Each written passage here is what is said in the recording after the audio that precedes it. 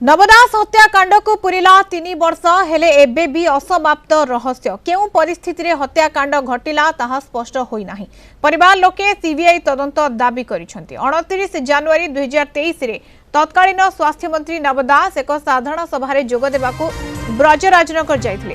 ब्रजराजनगर गांधी छकटारे दलीय कार्यालय उद्घाटन करबाकू जिबा पूर्वरु झारसुगुड़ा सर्वाहाल किसान पड़ा ठारे एक सभा रे जोग देथिले। झारसुगुड़ा रे कार्यक्रम सारी प्राय दिन 12टारे ब्रजराजनगर रे पहुंचीथिले स्वास्थ्य मंत्री। से गाड़ी ओह्लाइबा मात्रे पुलिस एसआई गोपाल दास तांको अति निकटरू गुली करिथिला। तुरंत मंत्री को स्थानीय डाक्तरखाना को निया जायथिला। अवस्था गुरुतर थिबारु भुवनेश्वर को मध्य एयरलिफ्ट करा जायथिला। घरोई हॉस्पिटल रे करा जायथिला अस्त्रोपचार, तथापि जीवन बंचाई पार नथिले डाक्टर।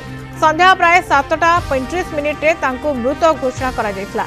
क्राइम ब्रांच निज रिपोर्ट रे दर्शा जायथिला जे गोपालकर मंत्री प्रति एक व्यक्तिगत घृणा बा पर्सनल ग्रज थिला, जेउथि पई से एकुटिया एही हत्याकांड घटाइथिला।